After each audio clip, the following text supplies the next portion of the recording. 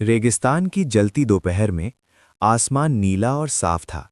फटी हुई जमीन पर धूल उड़ रही थी। दूर कहीं एक हरा तोता और उसका छोटा बच्चा धीरे धीरे चल रहे थे। दोनों बहुत थके हुए थे क्योंकि कई दिनों से उन्हें पानी नहीं मिला था, मगर उनके चेहरों पर अब भी उम्मीद थी। बड़ा तोता आसमान की ओर देखता है और कहता है, अगर हम हार गए तो ये रेगिस्तान हमेशा सूखा रहेगा। हमें कुछ करना ही होगा बेटे। छोटा तोता मासूमियत से पूछता है, पापा, क्या हम सच में इस रेगिस्तान में पानी ला सकते हैं? बड़ा तोता मुस्कुराते हुए कहता है, अगर दिल सच्चा हो तो रेत भी पानी बन जाती है। फिर दोनों अपनी छोटी सी लकड़ी की गाड़ी लेकर निकलते हैं।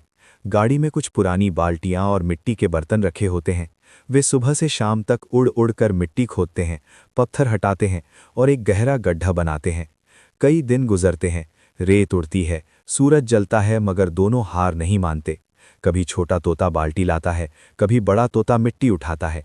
एक रात अचानक आसमान में बादल घिराते हैं, बिजली चमकती है और तेज हवा चलने लगती है। बड़ा तोता डर जाता है, मगर छोटा तोता कहता है, पापा, शायद यही वो पल है जिसका हमें इंतजार था।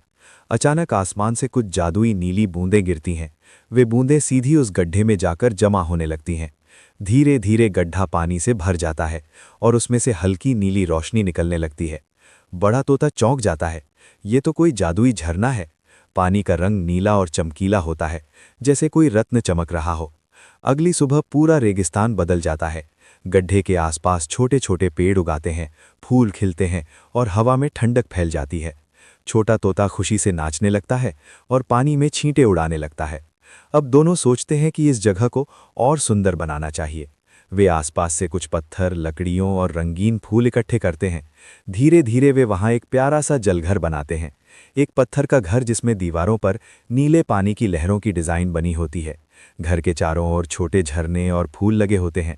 दिन बीतते हैं और रेगिस्तान में दूसरे जानवर भी आने लगते हैं। हिरण, खरगोश, यहाँ तक कि एक ऊंट भी वहाँ पानी पीने आता है। तोता सबको मुस्कुराकर पानी पीने देता है।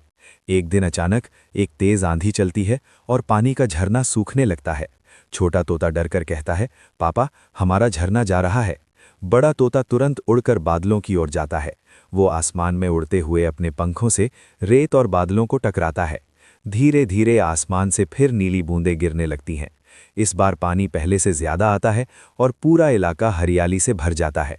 अब वहाँ नदियाँ बहने लगती हैं, फूल खिल जाते हैं और हवा में ठंडक लौट आती है। बड़ा तोता और छोटा तोता उस झील के पास बैठकर कहते हैं, अब ये रेगिस्तान नहीं रहा बेटा, ये अब हमारी पानी की धरती बन गई है।